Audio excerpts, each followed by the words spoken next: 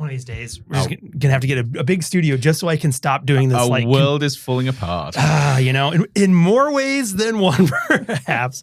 Oh goodness. Well, welcome to a rainy morning in Arizona. I know, Sean. it's cold. Well, I'm sitting here. I'm like, oh man, my fingers are like feel stiff and this is don't my work. happy weather. I know it really. Well, I think I mentioned it to you yesterday or something, and it was like. What was different? Because it does, it does rain in the desert. We usually have some rainy season stuff, but usually when it rains, it's not a nice rain. It's usually like a downpour that's associated with like monsoon season. Yep. But in the winter months, can get like we're getting now, which is like a soaking rain, which is like a light rain that you can actually be in. It's a light drizzle. It's a light drizzle, and as long as it stays that way, it's just one of those things where I'm like, oh my goodness, the skin just it's right. Well, it was funny because I can't remember if we had talked about this. We have not talked about the trip we took to the USS Midway on our podcast. We have not. Okay. No. So anyway, long story short, real quick, my son, my oldest, who's my son, who's just about to be 10, we went with Cub Scouts. They arranged this whole thing. So in San Diego, there is a museum that is also on the USS Midway aircraft carrier. And it's a really cool experience if you're interested in, the history of both just the era, but also in terms of the naval warfare and all this kind of stuff. Because that ship was in service. It went into service just after World War II and stayed in service all the way through like the Gulf War, so like early 90s. Right. So it saw a lot of different eras of technology, which is really cool because on the ship, they do a great job of preserving different parts of the ship or like reconstructing them, I suppose, in line with the different eras of its service, which is pretty cool. I'm most interested in like the World War II era warbird stuff, but anyway, it's really cool. But so we did this overnight experience, which was, so you actually got to sleep. We slept on. So it was amazing. So we had been there before as a family for like a spring break trip to San Diego at some point. So we've done the museum tour, which is great. But we got the opportunity to actually sleep on the Midway, which was really cool. And at first, going up to this whole thing, I'm like, where do we actually sleep? Because there's no way that they put us in those little tiny bunks that those poor sailors had to sleep in. And oh, yes, you do. There we are. Full-on experience. Full-on experience. And I think... it's funny because I was talking about this because I was going to mention the humidity. So the ship is hot. Right. Like when you're down in the inner bowels of this steel ship, it is hot. Yep. And I still remember we were down in one room and all the kids, because we were a big group of us coming from Arizona, and all the kids were like, "It's so hot," and the guy was like, "It's not that hot in here," and I was like, "It's the humidity. Right. These kids don't know what humidity and humid air feels like." Yep. But yeah, it was an incredible experience. The team and the crew from the USS Midway Museum and the guides, they did an amazing job. But also wrangling, it was like there's probably about 300 people, I think, in total. Right. So we were just one group. Yes. And they did an amazing job. So you arrive after hours. So everyone from the regular museum has gone home, and they either you have all your gear. You've got a sleeping bag, your backpack, and pretty much that's about all you're allowed. Like night at the museum. Except you're on an aircraft carrier. But then you walk you walk up the embarkment ramp, and you get on the ship, and you're assigned a squadron, and you line up. I mean, it was really you are recruited. Yeah, that's right. That's right. But it was they're starting young these days. It was or old. I'm kind of like right. I'm like, I don't know if I could. It was at times it's humbling when again, you're assigned your bunk and it's like literally like you get a wristband that says what squadron you're in, right? But then also your rack, right? So it had like I was A62 and Freddie was A63 or something. So then you go and you get there and you're like, oh come on, so they're stacked 3 high. The best way I could describe it was like a human-sized bookshelf. Yep. Because to describe it, so the bunks, I was worried about the length. They were long enough. So I'm over 6 feet tall and I could fit. Right. Not great, but I could fit. The problem was my shoulders. So from your sleeping pad to the steel. You're making it sound like a drawer that you pull out, you put the body in, and you push it back in. Imagine that with no drawer, just the cavity, right? Yeah. So you're sort of snuggling into this cavity. So you can't just sit on okay. So when you normally think you get into bed. Rack is right. You're sort of literally racking people up. Yes. Like think of like a bread stack or something. So normally you're like, okay, so bunks, okay, no problem. I'll sleep on the bottom bunk where you can sit on the bed and lay down. No. The entire like opening is I didn't measure it, but it was roughly 2 feet maximum. Right. And so when you're in there and it's flat, so there's no way to like gracefully get in. You have to dive in either head first or feet first, and then just sort of like slide into the shelf. Yep. And so when you're in there, for example, like, and I'm not the biggest guy in the world. Like I said, I'm over 6 feet tall. I have broad shoulders, but like, and I'm a side sleeper. I couldn't sleep on my side because I literally could not fit. I guess you couldn't even turn over completely. No. Yeah, couldn't do 180. And this is what. And when I slept in this weird like 45-degree angle, and it's a coffin experience. Oh, it really is. If you were claustrophobic, this would not be good. This is not the experience, I don't think. But what was crazy, what was funny is, you'd lay in one position. It's kind of like camping. You lay in one position, you're like, oh, that went numb, and I can't. But then you'd go to move, but your knees, for example. So if you're laying on your back, you couldn't bend your knees. Because, I mean, you could bend them a little bit, but maybe... But there are forms of torture that are like this. But what would happen is that you go like, okay, I got to do this. I got to try to like move. And it would just be like, bang. And then you bang your head on the front of, the bunk above you. And then you're just like, but then what you learn is you just like use that as like a lever of a resistance and then like use that to turn. It was like, but I will say the mattress pad...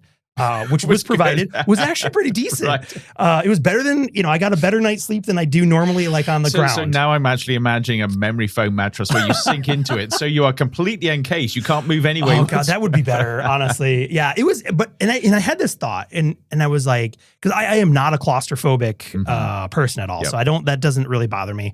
But I did have a thought and it was like, okay, so if you were on a ship like this, one, you realize also too that most enlisted sailors and stuff are much younger than myself, right? So you're like, I see why they come in at 18, 19 years old, where they're flexible and they can bend and get into these tight corners and stuff.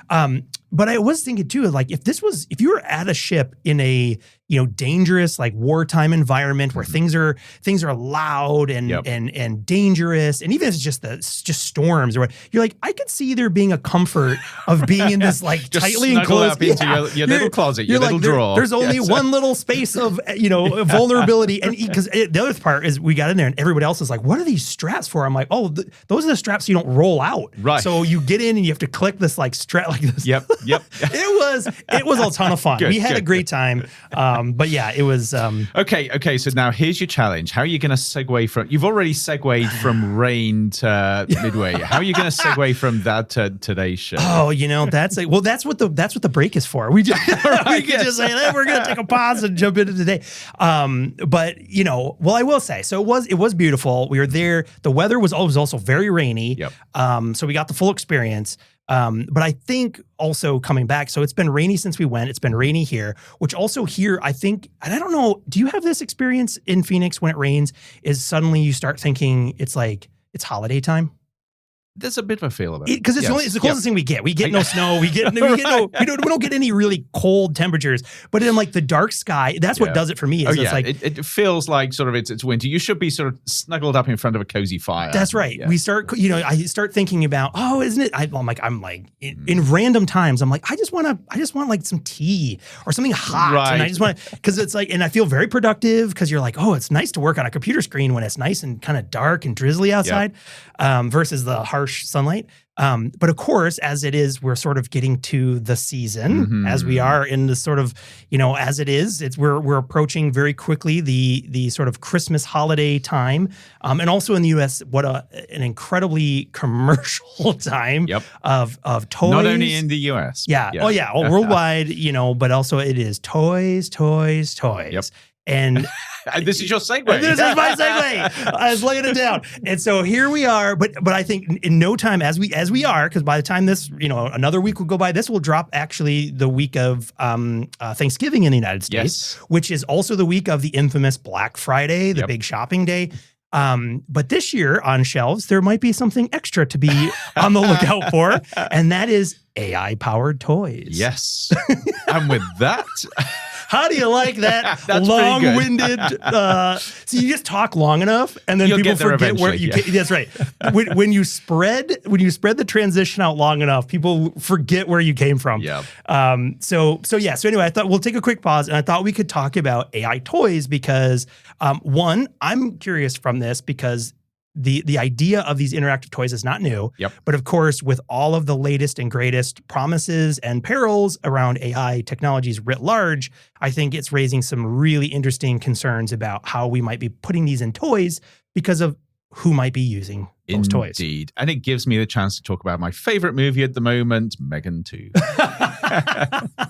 Fantastic. All right. We'll take a pause and we'll come back with toys and a scary fright film, Megan 2.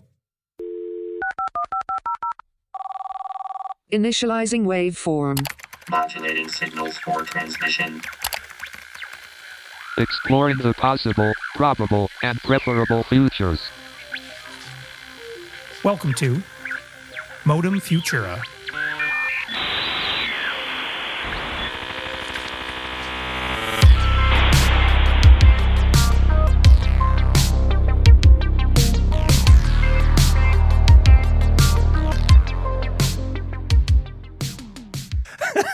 Okay, this is the toy edition. So welcome. I'm Sean Leahy, joined by I'm trying to think of a toy thing, and I can't think of it. A toy collector. Terror dog aficionado. No. Don't even go there. Yes. But Andrew Maynard. Before you go any further. That's right. We'll stop there. Which means, of course, this is Modem Futura, the show that explores the intersection of technology, society, and the possible, probable, and preferable futures, asking deep questions like what does it mean to be human in the future? And what will it mean to be human in the future growing up with AI toys, which is, I think, an interesting piece here. Okay, so I'm trying to think. I've got a whole bunch of ways we could approach this. But we should start with the story so people know sort of what sparked this. Sure. There was the company. In fact, I think there are 2 or 3 companies that are now doing it. But there was one that hit headlines that had it was a bear, and I think they had 1 or 2 other things where it was AI enabled, generative AI enabled. So basically, it had ChatGPT built into it. Not only ChatGPT, but ChatGPT 4.0, which, if you remember, was the one that OpenAI had to modify because it was way too sycophantic. Kind of known as like the girlfriend experience chatbot. See, that's right. So now you've got these sort of plush toys with this built in that are explicitly designed to build and form a relationship with your young kid as they use them. Yeah. And so I love it. So there was an article in Futurism. Yep. I want to get the byline here right by Frank Landemore, but it's entitled "AI-powered stuffed animal pulled from market after disturbing interactions with children." And the image they use is like a nice stuffed teddy bear holding a knife, which is clearly photoshopped onto it. It's not well either. I mean, it's intentionally done just like a composite, but it's pretty funny that it is. It's sort of like this sweet little teddy bear with but then what I love about this story. So you think about all those stories over the last 2.5, 3 years about AI gone wrong, where people have started a conversation and it's gone really weird, really fast, telling them how to sort of make bombs, how to do this, how to do that. And a lot of this has been then people trying to break or jailbreak sort of ChatGPT to get it to do weird, dangerous stuff. But these toys are doing exactly the same. Yeah.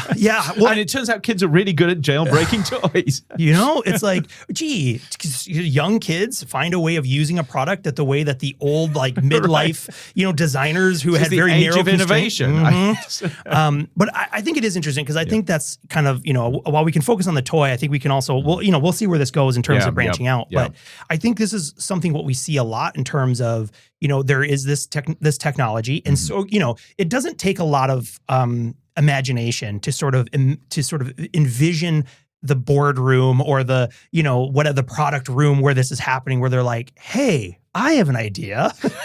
we've got these cool things and we can put this AI tool on this little tiny little chip box. How much does it cost to build this? It's cheap. Yep. I know. Let's put it inside of a stuffed animal and sell it to kids. But there's been a long history of this. A long history of this. I even remember growing up. I was at that age in the 70s and 80s where you had the action figures with the pre-recorded sort of message inside. You pull the cord and it sort of randomly selected a message. Yep. You know, fans of Toy Story will know all about this. Oh, yeah. Woody, you got to pull it back and it's like, hello, I am whatever. Well, and it's funny because because when we were talking about this, I went back because it instantly jogged my working memory of sort of going back. Like I remember so moving past like the what did those have a name that you pull the thing? Anyway, I can't remember. And all that did was, I mean, the pull was basically to give it enough juice to play something. To play something. Yeah. But in my childhood, the first memorable sort of like digital interactive toy was the talking Teddy Ruxpin.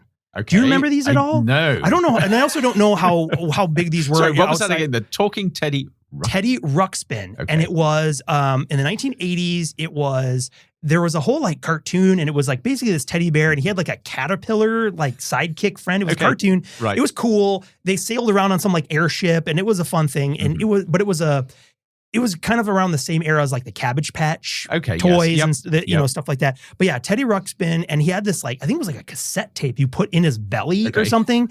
But I remember it wasn't AI, but it was again, same kind of thing. It was these predefined ways of interacting. And his eyes would kind of like, you're like, oh, it's Teddy Ruxpin. And then you hear it going, making all those, all the motorized. Yeah. So it felt like it was a little interactive, but it wasn't really. It wasn't really interactive. It was, predefined interactions. Yep. But then again, and then you kind of move forward to, the late 90s with the Furbies. Of course. Right. Yes. These you can't forget the Furbies. If you had one, if you had one that survived. We were too poor to have Furbies. Well, actually, no, the 90s. No, I was after I'd sort of grown up. We were still too poor to have Furbies. Yeah. But it was one of, but again, it was one of those, like, I pulled up a thing and it was the disclaimer here as like, the Furby is one of the earliest toys that appeared intelligent with learning behaviors. The U.S. intelligence community famously banned them in secure rooms, a moment that shows how uneasy people were about listening to it. But it was because it was a device. It would sort of it would listen. It had a microphone. Yep. I mean, it would listen to the room and it would, respond. Then sometimes it would parrot back these things or what they quickly became the most obnoxious damn thing ever because also they were these little, if you don't know what they are, Google it. And they basically were like this, like imagine like a little ball covered in fur with like a bird beak and big eyes. Yes. And little ears. Little ears. Yes. And the ears, the eyes, and the mouth were motorized. Yep. And then, but I remember one of the big selling points was if you brought two of them together, they would start interacting. Yes. So again, it was leveraging different signals, different ways of air quote communicating with each other to simulate it looked like they could learn. You could teach them tricks, and you could do a very limited, very primitive by today's standard, but at the time, pretty interesting. Yep. Right. But then again, as you kind of fast forward, moving through.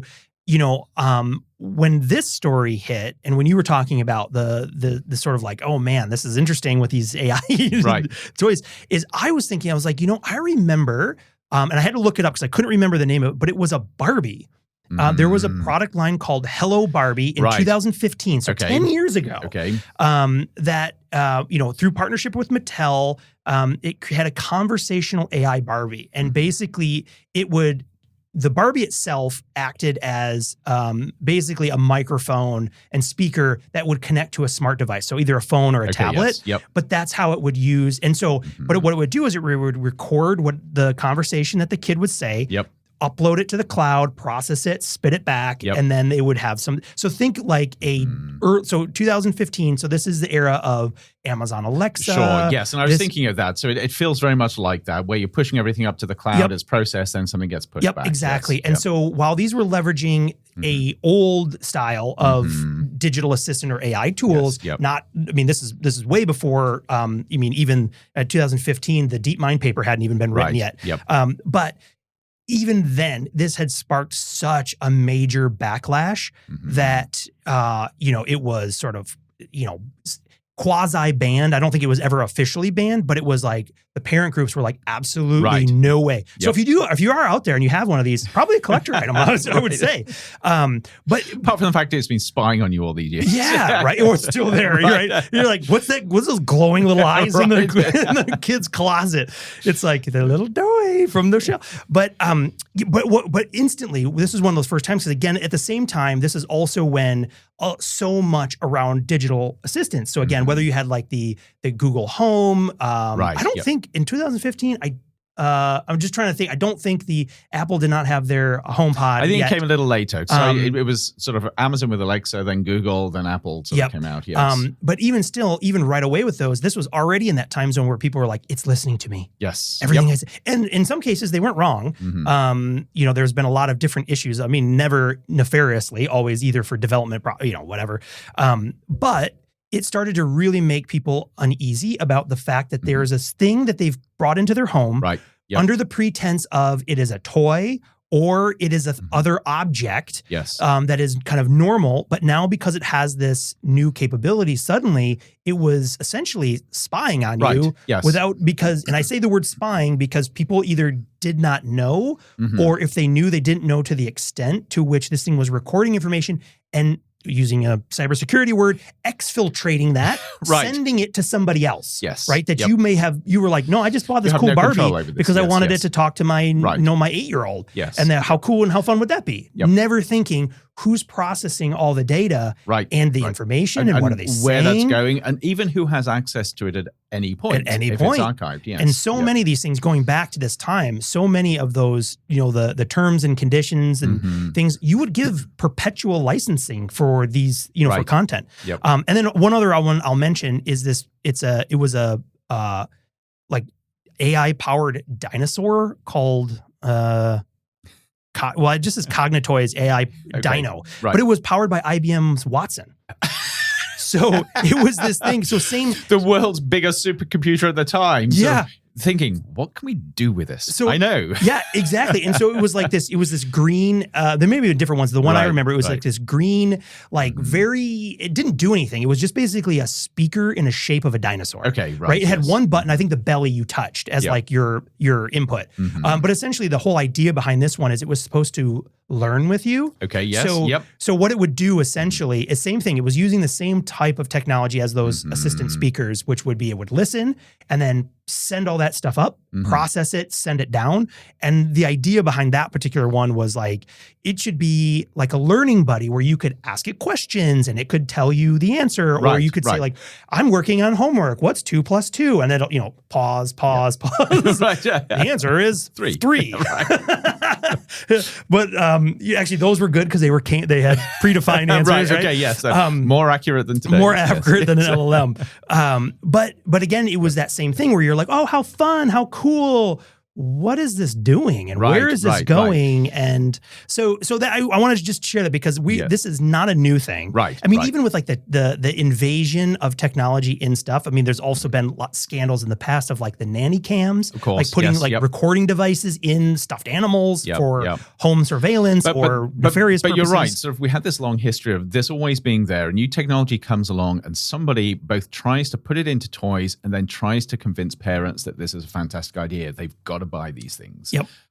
But then when you look at where we are now, this feels like a sort of a jump in what we're doing. So all of those were somewhat passive. I mean, even the Alexa-like ones where they're shooting stuff into the cloud and stuff comes back. Yeah. Very, very crude. But Yeah, now yeah. we've got the sophistication of the current sort of batch of large language models, which are incredibly sophisticated. And we know so sophisticated that people are already forming relationships with them, very personal relationships. They're sharing personal information. They are seeing their relationship with ChatGPT or whatever their chatbot is as stronger than that with humans. Yeah. And these bots are beginning to influence people's behavior.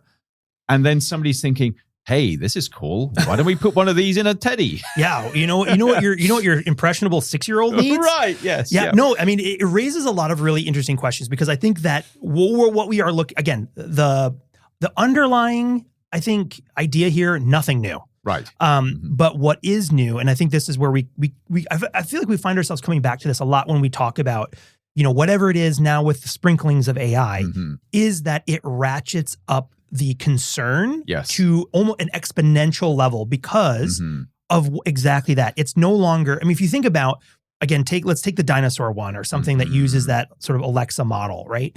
Is those are grabbing audio snippets of your thing, transcribe, do whatever processing, doing whatever, but they're very limited. Right. And just because of the clunky nature, what it was getting would be very limited in terms of content and things like that. And again, also it wasn't training on things. It didn't have the same way of developing this sort of persona of, characters and things like that. Yep. But then when you look at it today, there really is this, this is a risk. And so I'll put it as a free PSA to any parent or someone who buys kids in your life toys, check the toy and make sure you're comfortable with what this thing is.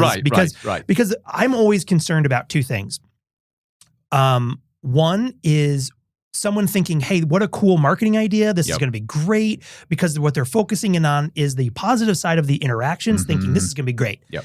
And then discovering, oops, there was something we had blinders on, or we didn't think about this, whatever, versus companies and organizations who might be like, hey, what a great way to mine information and data that we can use. Yeah. Like, we'll sell this thing at a loss because we'll make up for it in what we sell back to. So you've got at least two things going there. You've got the extraction of information, but you've also got the influence that comes in. So it's always like, check, roll up. Where does that come? Who owns that toy company? Who owns that company? Who owns that company? And of course, the extraction thing, diligence. I think, is sort of endemic to a lot of these electronic toys now. So anything that you give your kids, which is internet connected, is going to be extracting something. Absolutely. And so many of these things, they all come with, download the app to go with the toy. Right, and you're like, what? Why do I need this?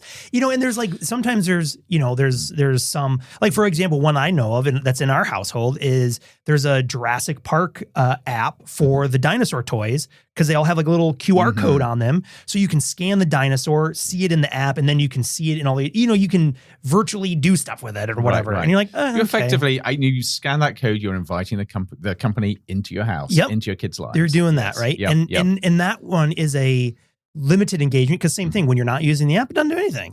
And you don't need the app to play with the cool dinosaur toy, right? But then when you get to the other aspect, that this behavioral change, so two or three things really interest and concern me here. But just to give a sense of the concerns, if you go back to that article, and it talks about where the evidence was with what's happening, and you can pull up some of these things, but these toys were beginning to sort of talk to kids about sort of how to use matches. All kinds of interesting stuff. And so I think let me see if I get the correct name here. It's a children's toy maker, Folo Toys, said that it's pulling its AI-powered teddy bear, Kuma, after a safety group found that the cuddly companion was giving wildly inappropriate and even dangerous responses, including tips on how to find and light matches and detailed explanation about sexual kinks. So when your 5-year-old comes in and says, "What's BDSM?" Right. What is bondage? So you're like, oh my God. But that seems tame. So you've got that level where it is feeding your child inappropriate information, but then you ratchet it up several notches where it's forming a bond. So your child feels not only that this is a trusted relationship, they can trust this toy in a way that they may not trust adults. So they start sharing stuff with it, but the toy then starts responding and supporting them. So if you think about sort of what AI does anyway, it's this mirror, sometimes a sycophantic mirror that reflects back to you what you want to see. So now you think of a young, impressionable child that is supposed to be learning. They're not learning. They're just getting reflected back to them what in their little world they want to see. And you can see very clearly how that begins to spiral in a learning environment. Well, I would say, I think like information about how to light matches or something like that. That is, while you're like, no, that's just information that they shouldn't have. Right. And that's a different, and then you can even argue that. That's a judgment call, right? That is reflecting, society, but behavior norms. We've got to be really clear here on how LLMs work. So an LLM, you don't just sort of tell it what it can respond with. An LLM has access to everything. sort of a million billion possible Basically, combinations of words. Basically everything that's ever been written Right. or consumed by humans. So right? you can put guardrails in that sort of say, don't do this or don't do that, but you can't cover everything. There are always going to be gaps there, because of how an LLM works. Yeah. And to me, like, I think, in my mind, I sort of tier these risks differently, right? So information like, hey, Billy, did you know you can light a match and just go, like, that's, again, I'm like, no, I don't want Billy to know that. But Right. it's also like, but that's discreet. And you can be like, that information, that's not for you. You should know that. Yeah. Where then the deeper concern is, as you were mentioning, is not the, hey, you can go get a knife and sharpen. It's the more insidious of, well, what do you want? Yes. Tell me. Yeah. And it's that slow cook. And it's of then how you feel. the manipulation. It's Yes. almost like the, again, Yes. well, I'm debating if I should use the term, but it's like, it is in a way, it is a grooming of absolutely. behavior, Yes. right? Yep. So, But it's an iterative grooming where there isn't necessarily an intention behind it. It's just that the LLM begins to sort of slot into these patterns of behavior. Yeah. And if you've used, even just using a chatbot version of these things, over time, even just in one sentence, it can start to just veer off in some kind of weird direction. And then either you can't get it back or you have to terminate it and start a new one. Or So we've now got these growing and really important conversations around mental health and AI use with growing concerns that these platforms and bots are designed in such a way that they can suck even well-balanced people into patterns of behavior which are damaging. Yeah. So that is a concern with adults. And at the same time as we're talking about those deeply serious concerns, including people sort of being sort of encouraged to kill themselves, we're giving exactly the same things to young kids. Yeah. And the scary part is oftentimes, I think, potentially unknowingly. Right. Because you're like, oh, what a cool tech. See, that's it. We Yes, have lots of tech toys in our house. This is just another one. Just right? one more. Yes. Because I think, I've got lots of little notes written down here to think. And again, this is a big topic because we're also talking about, so exactly a couple of these things, right? Privacy and also the datification of a childhood. Of course. Right. Yes, So, yes. again, when you are an adult, and I guess you can make this decision for a minor that's in your care, but when you're as an adult, every time you're engaging in one of these apps or anything, you are making a trade. Yep. You're trading money for money or your data. Right. And yes, sometimes yep, both Yep. for the affordances of whatever it is, right? You're like, right. oh, that's cool. I want to use that app. Okay, but here's what it's going to take from you. Here's what you're giving it in exchange. But I feel like so much, especially when it comes to kids and toys, it's so much like we kind of don't think about it as this in the same way necessarily, or because it's disintermediated before, like, what the little bear? The little bear is not, there's no screen on it. It's not doing something, but not knowing. Let's get rid of the screen time and give them the AI bear instead. Yeah, I'll just put it out there. Anytime you have to connect a thing to Wi-Fi or Bluetooth, always ask yourself why. What is this for? What kind of information? But so we have, but also again now, so you have companies, again, whether it's an unintended consequence or the intent behind it, you have something collecting all this information about a child. And why not? What could you do with the information, right? Well, you can package and sell that data to advertisers, to companies who are selling more toys to kids, to who are selling things to parents, what have you. But also these dangers, again, as it kind of rolls up into the psychological part of this, is what happens when a toy is able to learn or quantify emotional states, preferences, fears. And use that. Yes. Yeah. Exactly. And then do what with that information. Right. And even from a, again, from a parental perspective, to what rights or to what permission should a toy ever interfere with a child's psychological development? Right. And I think about this too, because I was thinking about this morning. When my wife Lauren and I were, expecting our first child, we were all like, "Oh, we don't want to screw this up." You were the parents that were playing Mozart to the child while he was still in the womb. You're like, I was podcasting, every night. I had one listener, and it was all worth. But so we were very concerned about. even at the time, like one of my concerns was just the mound of commercialization of all these like noise making toys, right? Yep. So if you trust me, if you have small kids, you know. I remember. Oh my God, right? I used to joke too. You would throw a toy into like a toy box, and it would just set off a chain reaction of like diddle-a-doo, all these like hello, all these everything that had batteries in stock. But I remember talking to a shout out to Ellen Boomer, who it was in the Netherlands, who taught early or childhood, so under 5, like 4-year-olds, 3-year-olds, stuff like that. And we were asking her, we're like, well, what do we do? We want to get the right kind of toys for our kids. But she said something that stuck with me to this day, which is to be very careful, not to say don't buy electronic toys or anything like that, but it was about the intent. Because when you buy a toy, which again, humans have been using toys as far back as our archaeological record can go, a toy that doesn't have a pre-programmed or a designed interaction allows for the child to bring whatever they want to the toy. Right? So think about like an action figure or a doll or a toy car or whatever.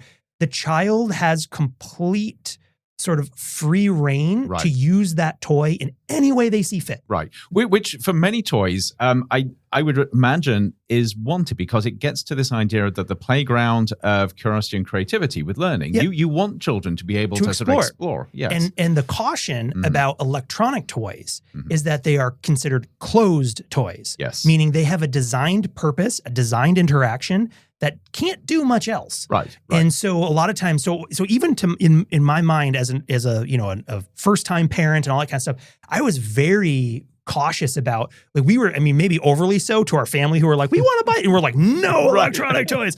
But we were very intentional about asking that question of like, okay, if we were going to let this electronic toy into our, our newborn's world, it was like, it had to pass a threshold of like, what's it going to do? But then as you extrapolate that forward to these like more digital interactive toys and even AI powered toys, it does make you question, because the AI powered toys kind of starts to move around a little bit of that closed toy. It's no longer necessarily closed, but now maybe it has gone to the other extreme, which is you can't control anymore what that experience might be.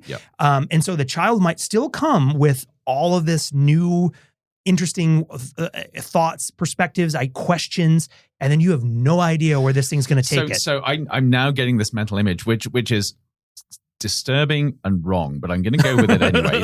So I've always liked the metaphor of the playground with learning. That you have this space which both allows creativity and exploration, but it's also somewhat enclosed. So it has those guardrails around it. You can sort of do stuff which is a little crazy, sometimes a little dangerous, but you can only go so far as a child. There are protections there. But now in your mind, you replace that sort of safe space of a playground with a playground with used syringes in, sort of bits of glass, dirt, muck, sort of vagrant sort of hanging around at the edge of it. It now becomes an incredibly dystopian playground. And if a lot of that's hidden, you might look at it and thinking, this looks like a great place for kids.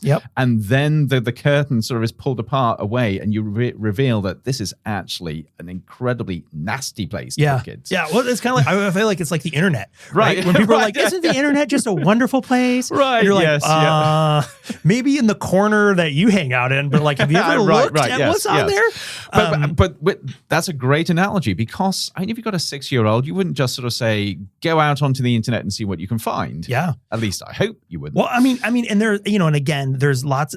Speaking of all this, also everything that we're talking about obviously is coming from our own cultural, social norms, and that varies from place to place. Absolutely. Yes. However, I think most people would agree that children should not be exposed to certain types of content until they are mature enough to handle and understand. I mean, and it's even if it's a personal, family by family threshold, right? Like, do you let your kids watch PG-13 movies when they're 7? Right. Do you, these kind of things? So that yes, you're right. That becomes very personal, and I've always sort of hesitated to tell people what they should do, because I don't think it's appropriate. But then you extend it and ask, as a parent, what sort of person would you allow your kid to hang out with? And Yeah, there are going to yeah. be some people that you would say, never, not over my dead body even. Oh, absolutely. And to be clear, we're not saying you should do X, Y, or Z. What we're Right. saying with that, Think about it. Yes. and what we're saying with Yeah. that is in these situations with these AI controlled like teddy bears, for example, regardless of where your threshold is, you have no control over what the AI is doing. Right. So even if your Yes. threshold was more than mine Yep. or less than mine or whatever, Right, that right. doesn't matter. Yes. The point of it is it's not in your control at Right. all. Right. And yes. that's the issue is Yep. it has removed the agency of the family unit Yep. to control and expose the child to the world in the way that family really wants. Right. Right. Unless maybe, I mean, I say that and hey, maybe there's one family out there that's like, hey man, the world's the world. Gotta learn somehow. Again, it's down to choice, but Yeah. at least if you had the ability to think through the possibilities. And of course, this is where I sort of inject just a little bit of Megan. Yeah. So Here we go. I was waiting for Megan. I'm going to focus on well, actually both movies, Megan and 2. And I've said this before, they are really, really silly movies. Yeah. But they don't take themselves seriously. They realize they're silly. But part of the plot line here is you have this AI toy, which actually mimics very much what we're seeing. It's an amazing toy because it keys into the child, gets to know them, and it both protects them but gives them what it thinks the child wants and what the child wants. And in these movies, you see the bond, the relationship between the child and the AI bot becomes so strong that they actually reject their parents in favor of that relationship. Yeah. So talk about loss of agency and gain of control within that AI child's sort of ecosystem. And that's when things get really disturbing. The nice thing is actually in the movies, you see that point of tension and explosion, but then everything sort of begins to sort of come back to what is sort of good and healthy and human with those relationships. Yeah. I'm just looking up. I had to look up the plot again for Megan because I haven't seen it. Oh, no. Yeah. See, you need to watch it, then we can have talk about it. And it's just, I just love this plot. It's like a U.S. Army Colonel, Sattler, head of a secret branch of the Pentagon, specializing in technologies, gives a demonstration of Amelia, an android designed for infiltration and assassination missions and built using technology copied from the original Megan. Right. Yes. During her mission, however, Amelia reveals to Sattler that she is self-aware and escapes from his control. Oh, goodness. You have to watch it, and you have to watch it sort of in the right frame of mind. Well, but it still captures this idea of these relationships, or actually parasocial relationships, because it's actually one way, but it feels two way between a child and a device. Yeah. And relationships matter, especially at that age. Yeah. Especially at that age. Absolutely. I think, and you know, it's funny because when I look at I can't leave Megan for a second because I look at, I'm like, oh, that's just the AI version of Chucky. Like, and there are definitely allusions to Chucky. Right. Yeah. So it's not a spirit haunting the toy. No, it's intentional. It's an AI. But I think you bring up a really good point because, you know, we've touched on some of these pieces too. I mean, the behavior shaping, you know, so there's, to me, I feel like there's a couple things that are kind of messily intertwined. Yes. Right. So behavior shaping using these tools that have these AI access, asking questions around, again, this sort of development area, but also like the safety, the security, the misuse, all wrapped up in, again, this concept of the parasocial relationship, right? Asking, you know, children historically, right, have bond with like, you know, cartoon characters and things like that, and blankets. And, sure.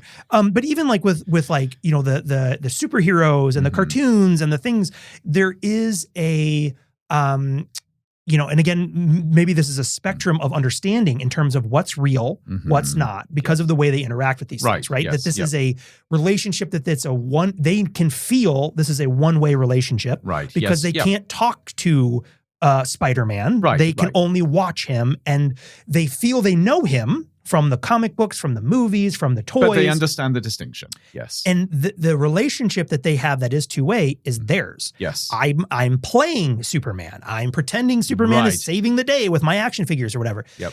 That gets thrown, I think, dangerously in a space when we have something that is not only talking back, but creating a persona, right? It is, and what that persona is some weird combination of where the AI has walked to what the user has brought to it. And effectively, it's robbed the child of being able to create that internal persona. So it's sort of extracted that from their head and substituted it with whatever the AI gives them. Yeah. Yes. And I think what it starts to raise these really interesting questions is like, I mean, beyond the safety, right? Because again, if there's no shortage of just heart-wrenching, worst-case scenarios of people taking their own lives. Right. The worst it can possibly get. Yep. But even if we say that, okay, that's the extreme outlier and that's maybe not where most things would go, it still raises this question of, having that type of interaction at the wrong age, let alone at adult age. I mean, there's an example. I mean, it was last week or something? There was the news headline that I think a woman in Japan married an AI avatar or something, right? So yes, that happens. There's that out there. Right. But I think the question, especially when we talk about like early childhood development, we don't know as a society yet what the outcomes will be. In terms of having, kids bond with an AI tool, a responsive toy like that, how does it start to regulate or control their emotional regulation and responses? Right, and as you say, this is even before you get to the sort of the more worrisome thing in terms of nudging in with behavior. This is just the nature of that bond. Absolutely. And, will they create unrealistic expectations around relationships? Right. If these things are, especially a 4.0, we know is a sycophantic. That's right. And so will this create anger and frustration in relationships where you're like, hey, when I said, do you want to go somewhere? That was rhetorical. The answer is, why, yes, of course. I can also make 5 bullet points for you on that or whatever. Like, that's what I expect with my friends. Right. Not you telling me you have a disagreement, because that's not how this works. Yeah. And I wonder if that, what does that mean? How do we mitigate that? How do we control for that? Because again, it does feel like in many ways, this technology was like, hey, cool, let's stuff this in a teddy bear and push it out the door. That's right, without thinking. Without thinking about it. So this, to me, is so important, and it begins to sort of segue as to sort of another connection, which is AI tools that are specifically designed for learning and education for kids. And it's the distinction between learning stuff and learning behavior. And it feels like certainly in the toys we're seeing, those seem to be merged together. It both creates a learning environment for things as well as how a child behaves and learns to understand and interpret the world around them. But as you merge those together, you've got to ask, who is responsible for that child's behavioral development? Is it some sort of some person coding an AI somewhere who has no idea of what child development is like? Oh, yeah. Yeah, Probably, absolutely, right? yes. Who's just like, I don't know, we want it to do these things. Yeah.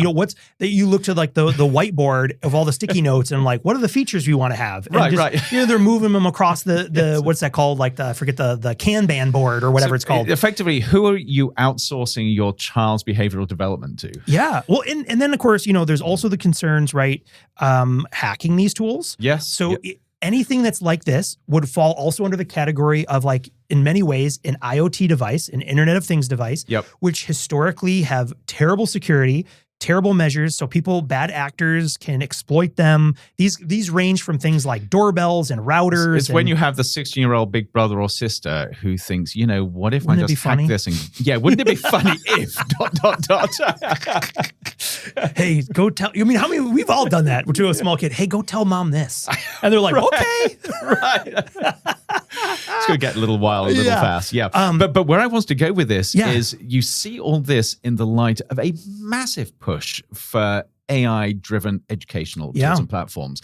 And a lot of this is driven by the idea of the thought that you could have a single AI device, like a sort of an AI book that you give to a young child, and that becomes their personal learning companion over the next several years. Digital primer, right? It's the digital primer from Neil Stephenson. And so many people are driven by this idea that they think if only we could give every child their own personal AI agent that will be with them through every step of their learning process. What an amazing thing that would be. Yeah. But this is exactly what we're building with these toys. Yeah. Yeah. And I think that's the concern, because again, it's not all bad, right? Like, there are potentials. Again, assuming you can control for the unintended consequences, right? Or mitigate those potential harms, you can see, right? There could be personalized learning benefits, right? Adaptive. So even if it's like not a formal educational thing, but like, again, your learning buddy. But you have to think about what the purpose what's is. the goal? And What's the end what goal, are the goals? right? Yes. But you could have a thing that could, and again, how better if it could collect that data for your,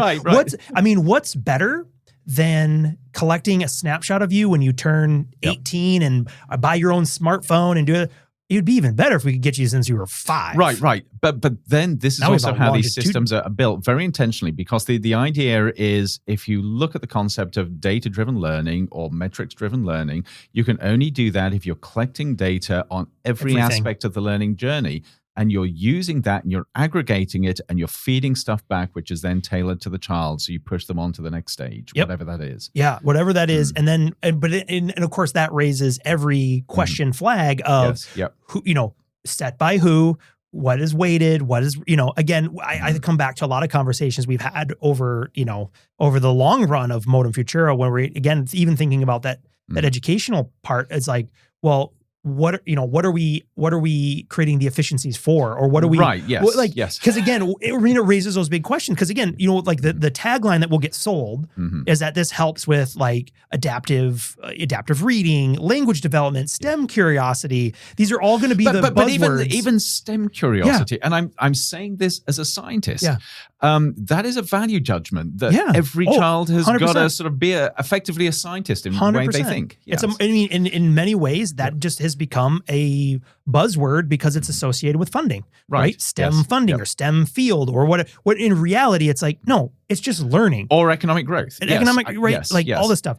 Then you're going to, this is also like, this is my prediction sheet, right? You're also going to see things for, are you neurodiverse? This is perfect for you. Right. Because it would be able to adapt and take on these other people. I'm sure people are already doing that. Yeah. And if you have some, if you have a child who is neurodivergent, you might be willing to take a chance on anything if it gives you a benefit, right? That's right. Yes. But again, the caution there is to not jump without thinking about what are you giving away, right? All this kind of stuff. That's a perfect place to practice, right? So these will help kids plastic social turn taking and conversational norms and problem. But again, whose norms? Who's setting the boundaries? Who's deciding what this looks like? How does it disrupt the normal learning process? Absolutely. If you're in a human community, and will it optimize our way out of?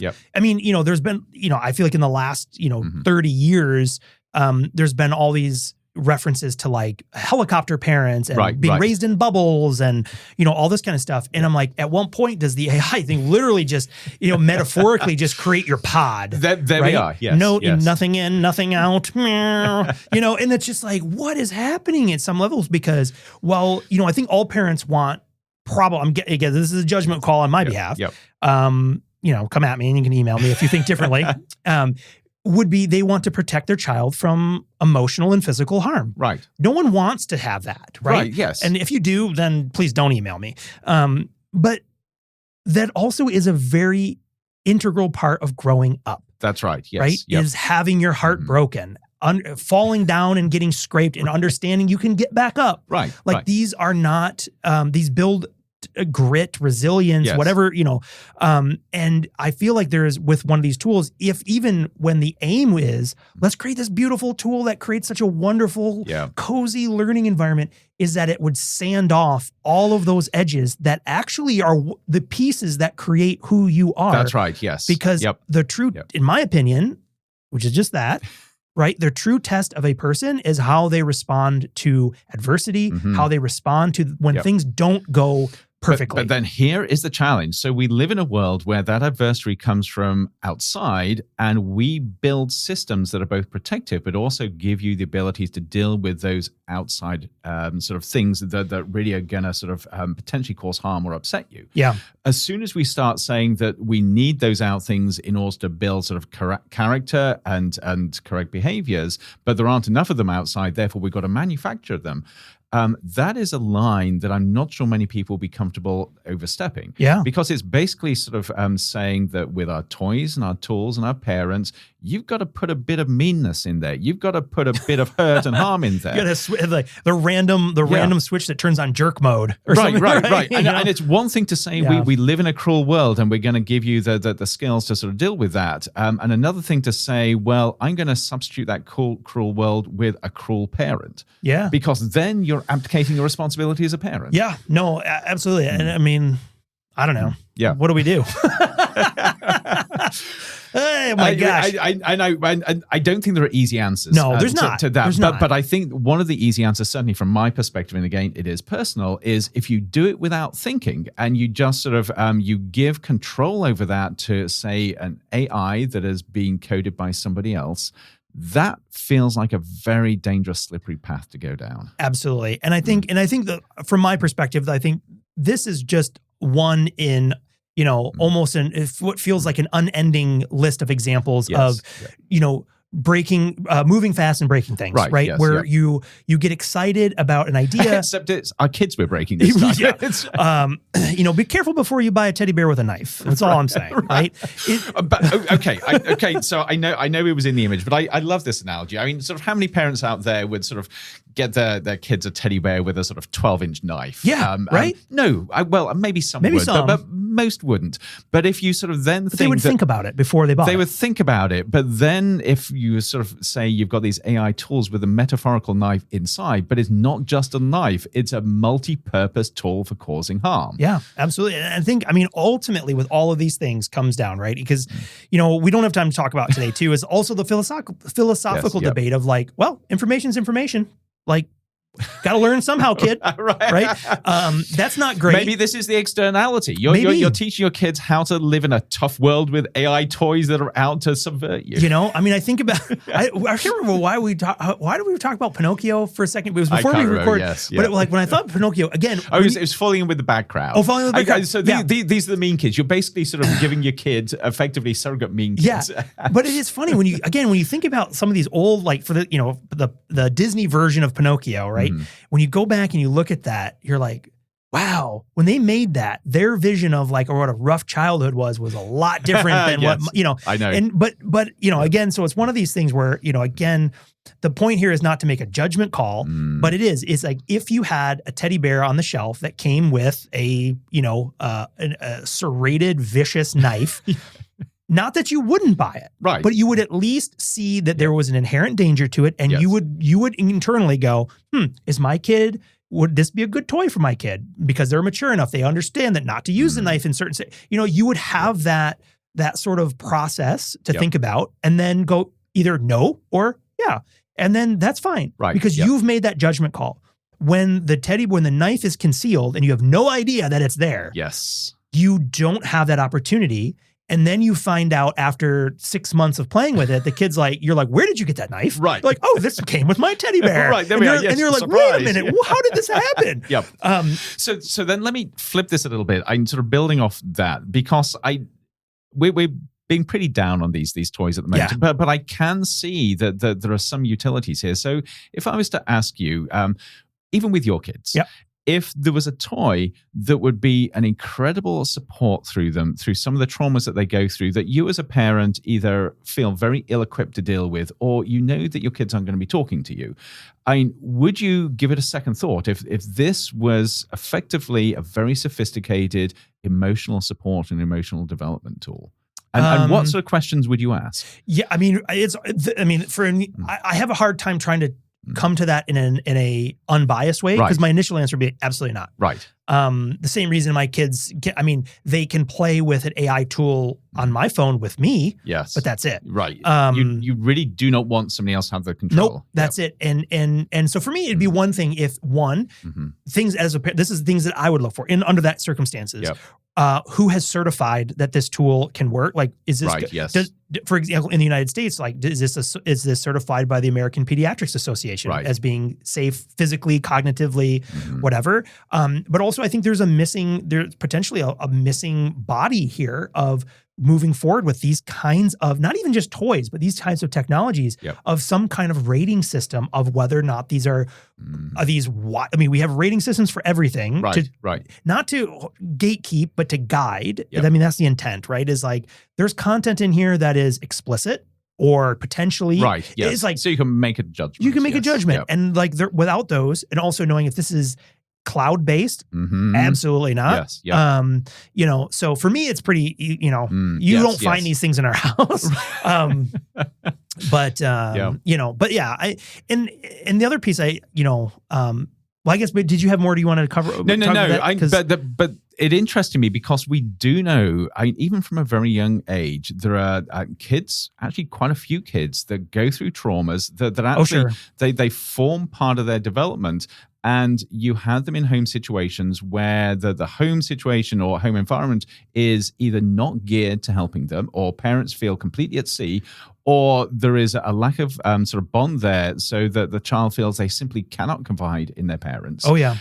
And you can see in many of those cases, you would hope that there would be a sort of external human intervention so that they'd be able to sort of talk through these things or work through these things with somebody else. Yeah. But I can imagine people thinking, wouldn't it be amazing if the toy then became a personal therapy tool? Mm-hmm. And I can see that being incredibly attractive in some cases, but I also think that if you don't think about sort of the consequences, it could become incredibly dangerous. And this comes down to the question of at what point do we think that this is okay and acceptable versus not acceptable? Yeah. And again, I mean, and I think, you know, something we should, I would hope it would be understood, but maybe we should explicitly state it too, is, you know, we understand fully that those family dynamics are a complete range, right? That these Absolutely. could be even hostile. I mean, it's heartbreaking, but even the kids can grow up in very contentious, even dangerous home situations, right? Yep. But that being said, also, I think to your point, that's the big question: is how do we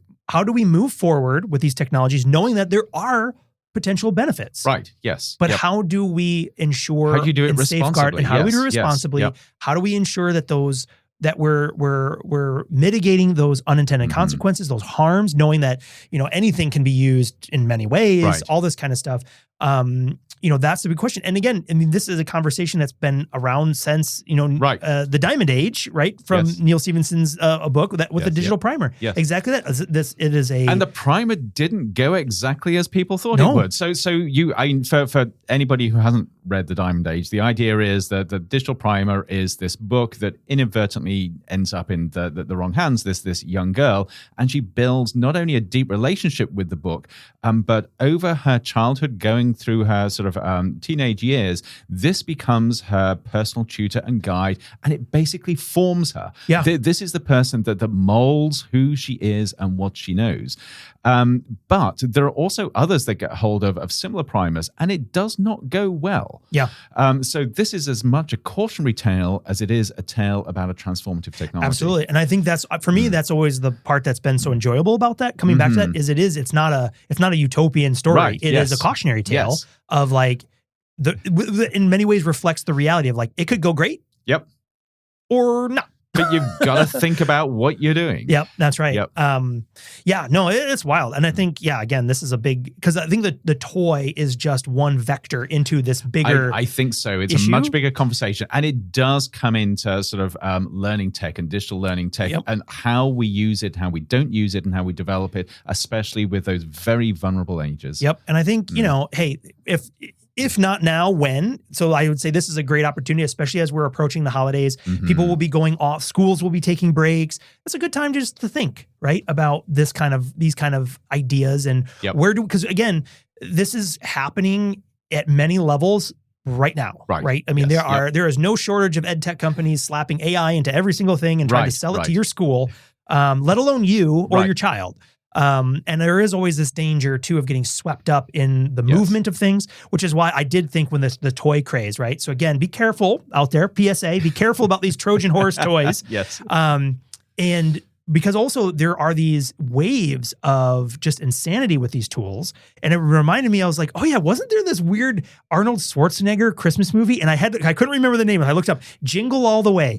And I remember the lengths that sometimes people will go to grab that new hottest toy over the holidays. So just be careful. If that new hottest toy is some AI monster, some Megan 2.0 buried in there, let the other people get it. Stay away from that. I don't know. Yeah. But it made Or me maybe laugh. the advice is just go out and watch Megan. Yeah, or watch Jingle All the Way. Right. You know, or I don't know. That's slightly softer. A 1996 feel-good romp of watch Arnold Schwarzenegger fight for a toy. I don't know. I forgot about that movie. It's so funny.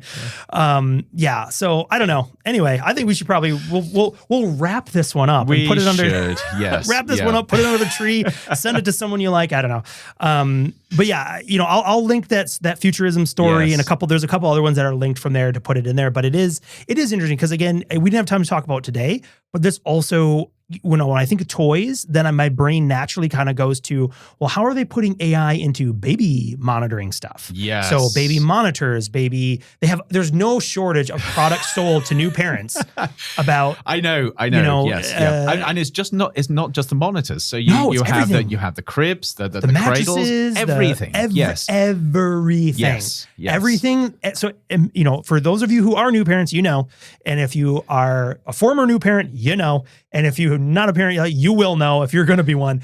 But it is everything that you would worry or fear about. There's some product out there being sold to you to make it easier, better, whatever. I feel we need somebody in to talk about this because we're a little bit past it with our kids. Mine are grown, yours are sort of beyond the baby stage. Yeah. So, Yep. And right away, you're very aware of all the people with even myself with the radio frequencies, how easy it is to hack a baby monitor that just use an RF signal, for example. It's it's very simple. Yep. But yeah, anyway. For another time. Yes. But yeah, anyway, amazing conversation, Andrew. This is always so fun when we get to talk about toys and Megan and bears with knives and all the things in between. Now, of course, the really secret thing is we're off to actually buy these toys because we can't wait to get our hands on them. Well, because we're like, talk about a collector item. Be like, now the question is, will you sleep well at night knowing if it's in your room? That's right. Teddy glaring at me from the side. Just always in the dead of night. Okay, so one wrap up here. Okay. I've got to put this in just to sort of put a more positive spin on things. So one of the best movies about AI toys out there is Spielberg's AI artificial intelligence. Oh, right. Oh, I forgot about that. Which is a beautiful, heart-rending story about the teddy bear, which was actually a surrogate for a child. That's right. Complex story. But it shows a really positive human side of the tech. So if you've really been on a down after listening to this, go and watch AI artificial intelligence. That's right. And bring your box of tissues with you. That's good. And it takes place in a train station, right? Oh, no. I'm thinking of a different one. Yes. That's a different one. Okay, Yes. yeah. All right. So I'll link it in there just to make sure everyone gets it. But yeah, no, that's fantastic. And again, as always, we would love your continued support with Modem Futura. Of course. So like, follow, subscribe, whichever player you're on. They're all different. Do us a favor there. And if you would, a rating and review goes a long way of helping those AI-powered teddy bears suggest Modem Futura to a new generation of kids listening. Now, that's where we should go. Yeah, see, we've missed a marketing opportunity here. We should develop our own line of Modem Futura toys that you can trust. Yes. All right. Well, until next time, thank you again from Andrew and myself, and we'll see everyone on the next episode of Modem Futura. We'll see you then. Demodulating signal. Modem Futura is a production of the Future of Being Human initiative at Arizona State University. Be sure to subscribe on Apple Podcasts, Spotify, or wherever you listen to your favorite shows. To learn more about the Future of Being Human initiative and all of our other projects, please visit us on the web at futureofbeinghuman.asu.edu.